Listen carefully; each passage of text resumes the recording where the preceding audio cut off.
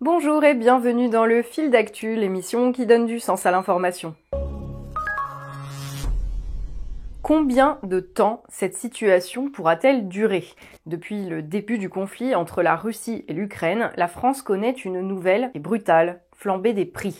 Le gaz, les produits alimentaires et surtout l'essence atteignent des niveaux records, achevant de plomber les finances des PME et des ménages déjà confrontés ces derniers mois à l'inflation et à l'érosion de leur niveau de vie. Une tendance, hélas, dont tout porte à croire qu'elle va perdurer et s'amplifier dans les mois à venir et dont les conséquences, en l'absence de réponse politique forte, pourraient bien être explosives.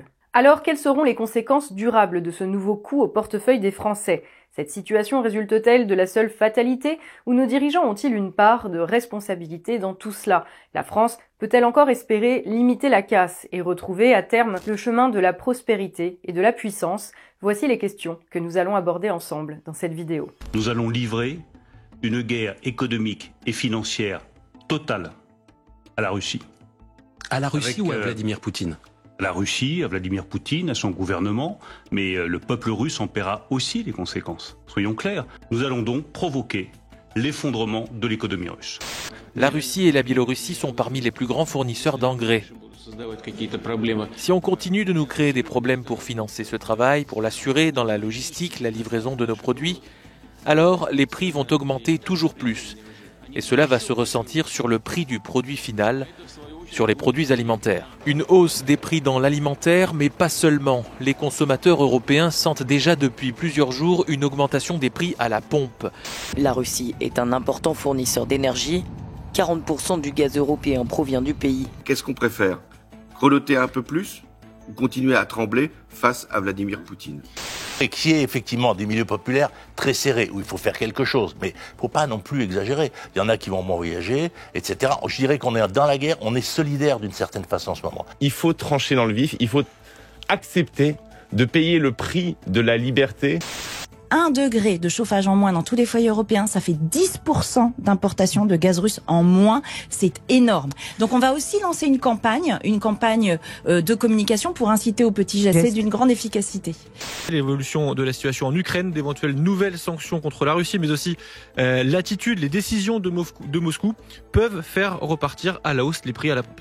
Comme il n'y a pas d'embargo encore sur le pétrole ou le gaz, ceux qui profitent le plus de la hausse des cours du pétrole et du gaz, ce sont effectivement les Russes. Rappelons que notre facture gazière et pétrolière chaque jour que nous devons payer à la Russie, nous Européens, c'est $1 milliard par jour. Des tarifs exorbitants à la pompe. Oui, le litre de gazole à plus de 2,50 € dans certaines stations du sud de la France, à Brignoles, à Arles également, ça dépasse largement les prix de l'essence. Le gouvernement a annoncé ce week-end une remise sur les carburants, 15 centimes de rabais par litre à partir du 1er avril et pour 4 mois. 2 pleins par semaine pour le véhicule de travail. Donc plus de 200 € par semaine. Mais oui, au moins, et c'est quelque chose que je peux pas répercuter sur ma clientèle. Là, avec ce que propose Jean Castex, si vous êtes à plus de 200 € par semaine, ça vous ferait 180 € par semaine. Quoi. Ça a augmenté de 90 centimes et ils vont nous enlever 15 centimes à la pompe. Dans 3 semaines, le gasoil, on le paiera 2,50 €. Pas suffisant et trop lourd. Mais jusqu'ici, nous avons pris les sanctions qui ne nous coûtaient pas grand-chose, qui pouvaient avoir un impact, elles sont sérieuses, qui auront un impact et qui ont déjà un impact sur la Russie et sur le régime de Vladimir Poutine, mais qui ne nous coûtaient pas grand-chose. Et maintenant, on rentre dans le dur. Est-ce que vous dites aux Français aujourd'hui, je ne vais pas pouvoir suivre encore plus loin, il faut peut-être que vous baissiez un tout petit peu la température dans votre logement. Je leur dis, nous devrons tous faire un effort. Nous avons tout autant le devoir de nous préparer à une crise longue, à accepter que les mesures que nous avons déjà prises et celles que nous pourrions prendre demain aient des conséquences potentiellement lourdes sur la Russie, mais aussi indirectement et évidemment à un moindre degré sur nos propres économies. C'est inévitable et c'est la contrepartie même de la réalité et de l'efficacité de nos sanctions. La Russie, elle est sous sanctions économiques depuis 2014. Ça nous a, nous, déjà coûté pas mal de parts de marché dans l'agroalimentaire. Et on se rend compte qu'à l'inverse, en Russie, ça a dynamisé certains secteurs, notamment le secteur agricole. Et la Russie est devenue, grâce ou à cause de cet embargo, le premier exportateur mondial de blé. Ce ne serait pas le cas s'il n'y avait pas eu ces sanctions. De mémoire d'automobiliste, c'est du jamais vu. Un gasoil oscillant entre 2 € et 2,40 € le litre, un samplon dépassant parfois les 2,50 €, des suites d'une hausse moyenne de 40 centimes, soit une inflation supérieure à 20%, en l'espace de seulement 2 petites semaines.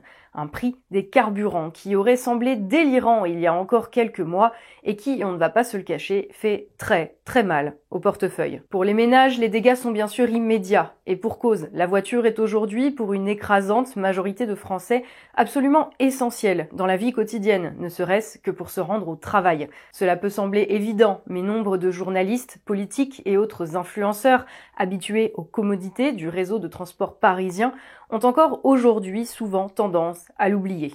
Le fait n'en reste pas moins indéniable, et pour ceux qui continueraient d'en douter, renseignés par les statistiques. Les derniers chiffres de l'INSEE, l'Institut national des statistiques et des études économiques, font ainsi état de 74% d'actifs utilisant la voiture pour se rendre au travail, très loin devant les transports en commun, 16%, ou le vélo, 2%.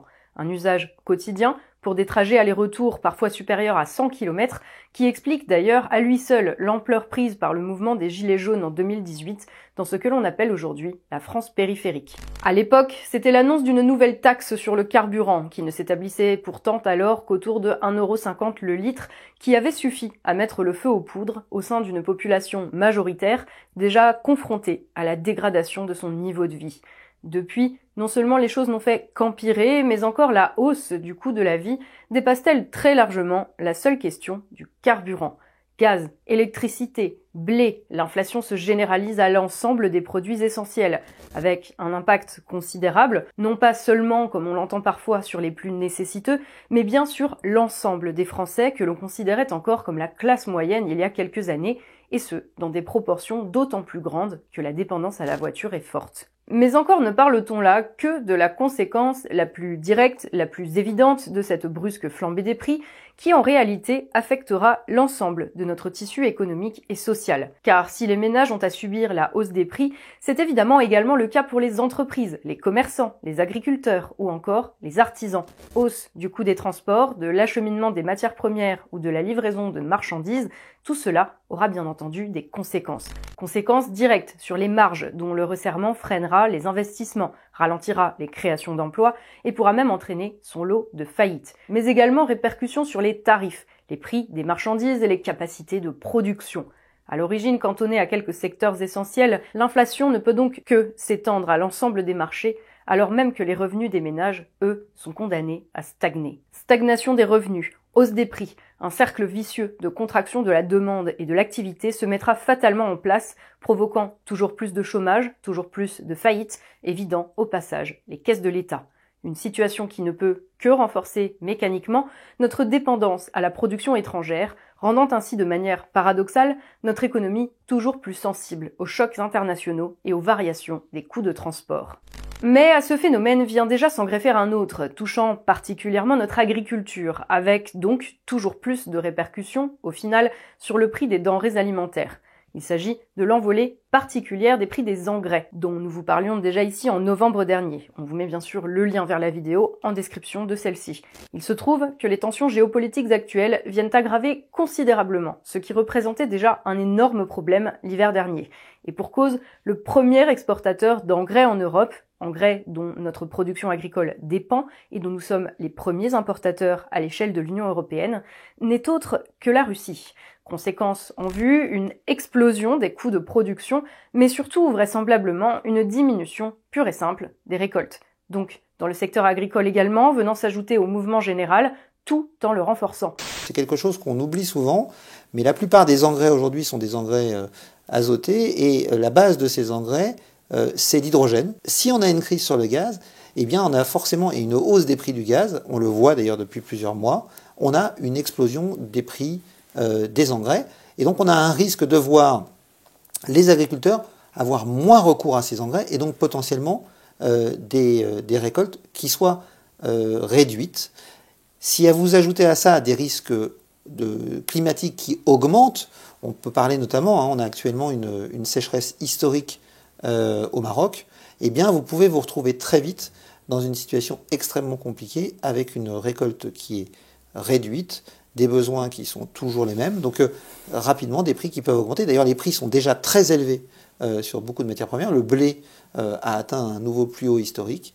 On parle pour nous pays développés, mais est-ce qu'on pense aux pays émergents où là, effectivement, on va avoir des vraies difficultés. Je rappelle que, par exemple, ce qu'on avait appelé les printemps arabes à l'époque avait débuté parce que le prix du blé avait tellement explosé que les populations avaient faim, tout simplement. Donc ça, c'est un danger extrême. Une contraction de l'activité, des faillites et du chômage en perspective, doublée d'une spirale inflationniste pouvant déboucher sur des pénuries dans un contexte où tous les marchés internationaux sont déjà sous tension. En résumé, on voit mal comment la crise actuelle pourrait ne pas s'étendre à l'ensemble de l'économie réelle, tant ces différents secteurs sont en réalité imbriqués et ces acteurs interdépendants. Y compris, bien sûr, le secteur des services, où tous les métiers liés aux livraisons ou au transport de personnes sont d'ailleurs parmi les premiers atteints, ou même les services essentiels, l'école, l'hôpital, qui tôt ou tard auront à subir de nouvelles coupes budgétaires pour compenser les pertes de l'État. Or, l'économie n'est pas une sphère déconnectée des autres aspects de la vie. À vous, qui nous regardez, cela peut sembler évident, mais ceux qui parlent d'économie à longueur de journée ont là aussi parfois tendance à l'oublier. Que l'économie réelle soit affectée et les conséquences seront multiples et parfois imprévisibles. Bien sûr, il y aura tous les drames humains liés au déclassement et à la dégradation générale de la qualité de vie pour des familles entières. Mais au-delà, le creusement de la fracture sociale pourrait bien exacerber les tensions déjà très largement observables et générer conflits sociaux, instabilité, voire bouleversements politiques. Dans tous les cas, que l'on arrive à l'explosion ou que chacun, pris par les difficultés du quotidien, se concentre avant tout sur sa survie et la protection des siens, il semble clair que, comme toujours, ce sera la majorité sociale qui paiera les pots cassés. Face à cette évidence, la question que nos dirigeants devraient évidemment se poser, c'est comment limiter cette casse ? Comment amortir au maximum le choc lié à cette hausse des prix ?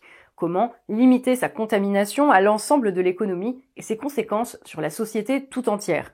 Et comment, au-delà de cela, préserver le pays de la répétition de crises de ce type?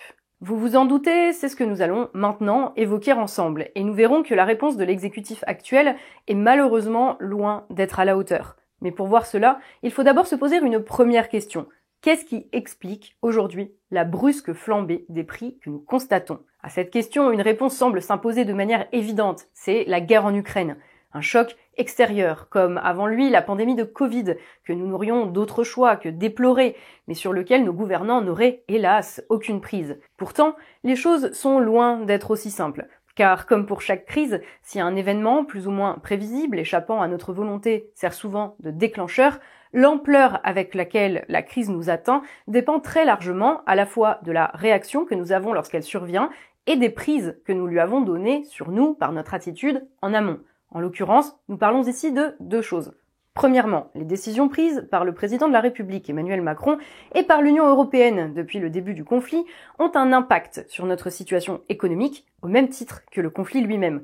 On parle bien sûr ici des sanctions contre la Russie auxquelles Vladimir Poutine avait préparé son pays et qui aujourd'hui se retournent contre nous. Oui, la guerre en elle-même et au-delà la manière dont ceux qui spéculent sur le prix du blé, du gaz ou du pétrole choisissent de l'intégrer à son jeu ont pour effet de tirer les prix vers le haut. Parce que l'Ukraine, comme la Russie, font partie des principaux pays producteurs, que la guerre tire la production mondiale vers le bas et que la réduction de l'offre par rapport à la demande est la première cause de l'inflation.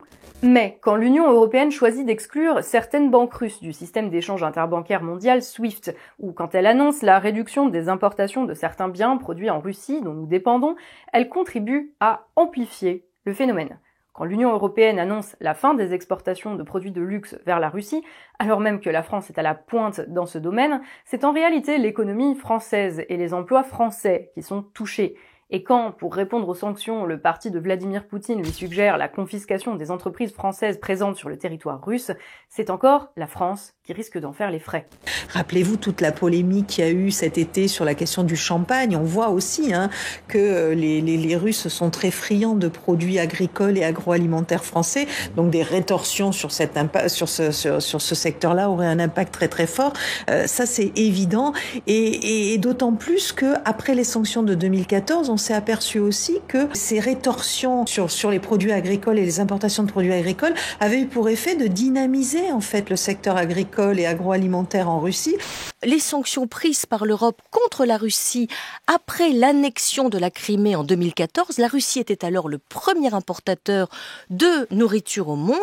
Du coup, Poutine a décidé de mettre en ordre de bataille son agriculture et il est devenu aujourd'hui le premier exportateur de blé au monde. Donc c'est un double effet en fait. D'un côté, vous êtes pénalisé parce que vous ne pouvez plus importer, puis à la fin, vous vous retrouvez avec un nouveau concurrent extrêmement efficace.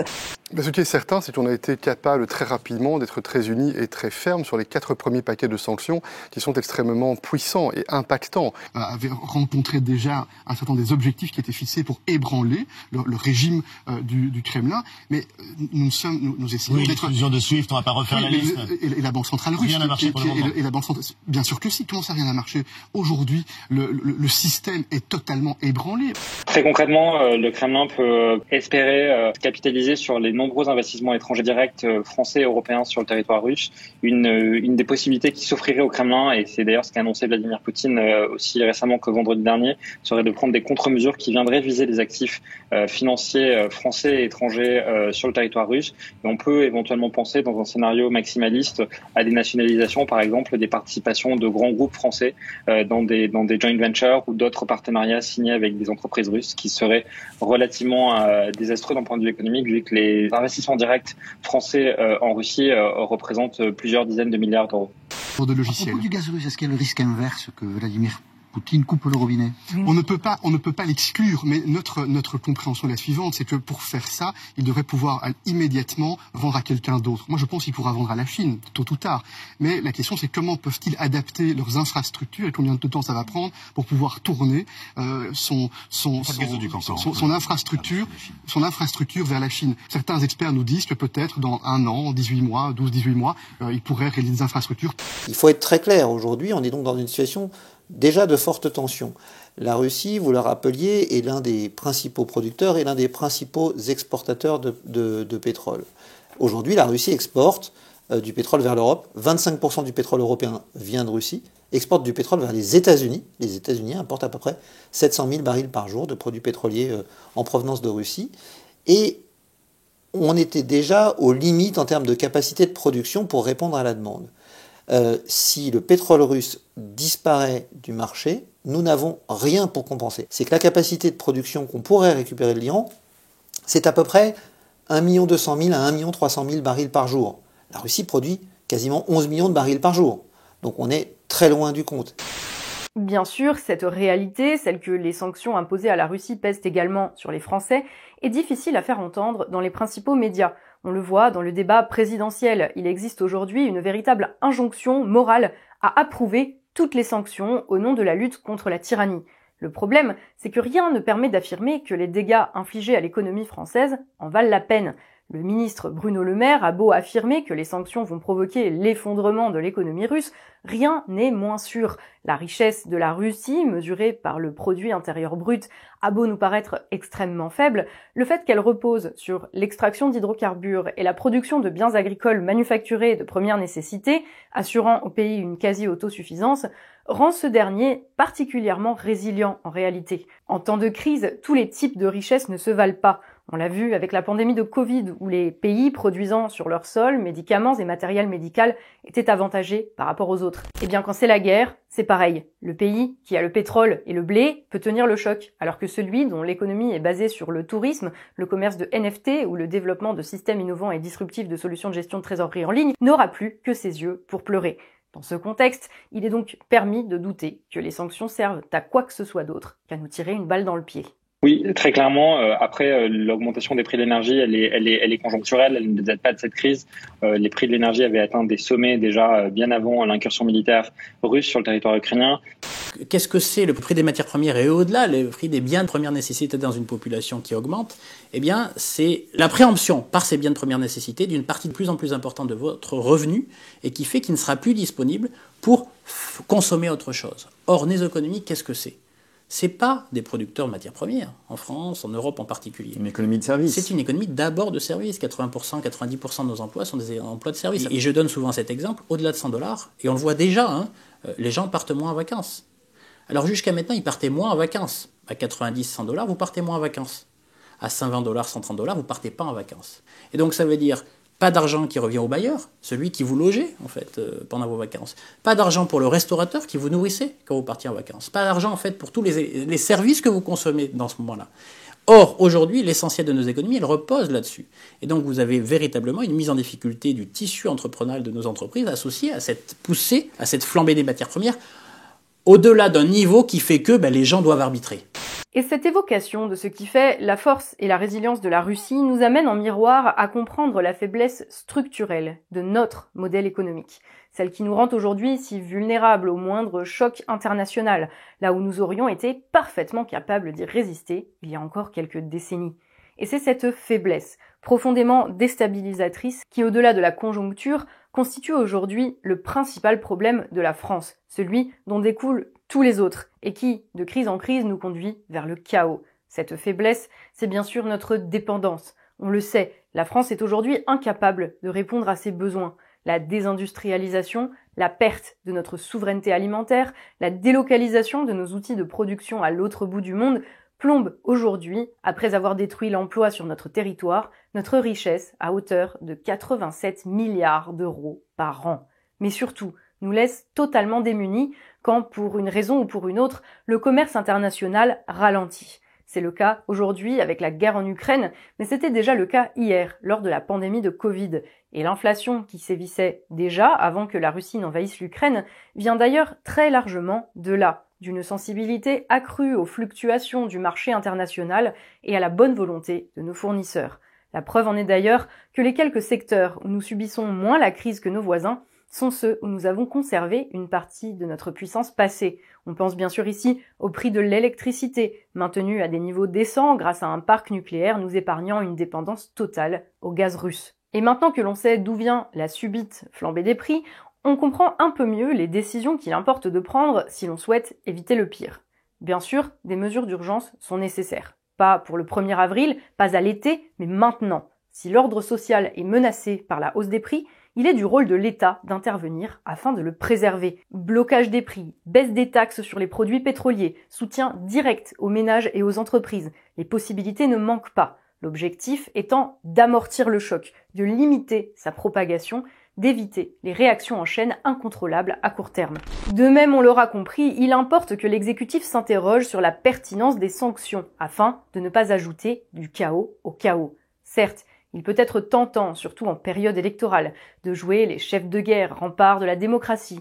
Mais si cela n'a aucun effet sur la Russie et que cela doit au passage aggraver les choses sur notre sol, peut-être cela signifie-t-il que cette stratégie n'est tout simplement pas la bonne. Mais ces réponses immédiates, pour nécessaires qu'elles soient, ne sauraient évidemment suffire à corriger les faiblesses structurelles de notre pays, lequel, pour sortir de l'ornière et de la crise permanente, se doit de redevenir puissant, autonome et souverain, pour ne plus être entièrement dépendant du bon vouloir des autres, pour ne plus subir les aléas du marché, pour ne plus connaître inflations incontrôlées et pénuries de biens essentiels.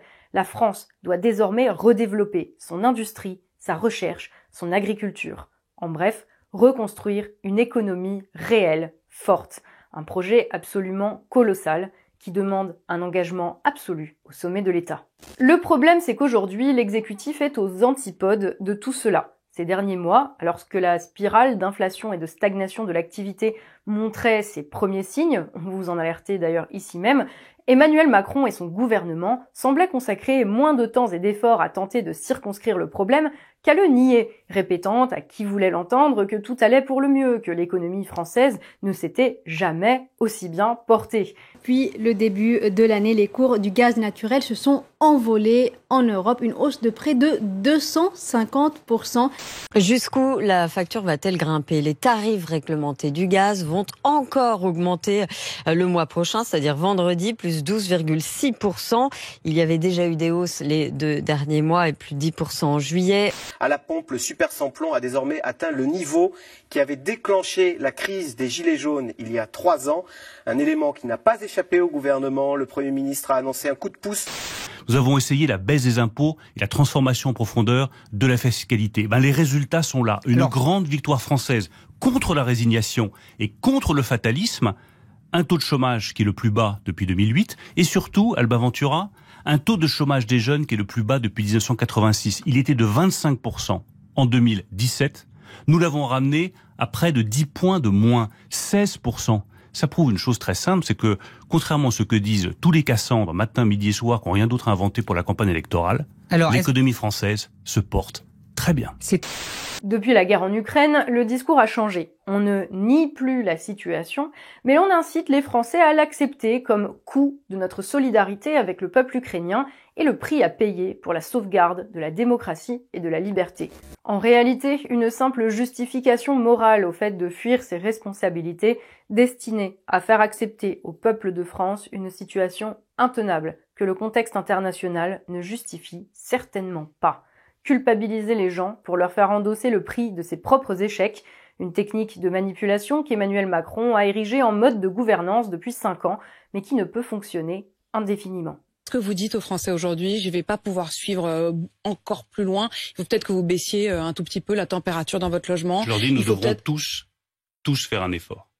Tous prendre conscience que nous entrons dans un monde nouveau. Tous prendre conscience qu'il va falloir accélérer notre indépendance vis-à-vis d'énergies fossiles. Je crois que l'effort de régulation, de rationnement, doit porter sur l'ensemble de l'économie française. Il faut éviter les gaspillages.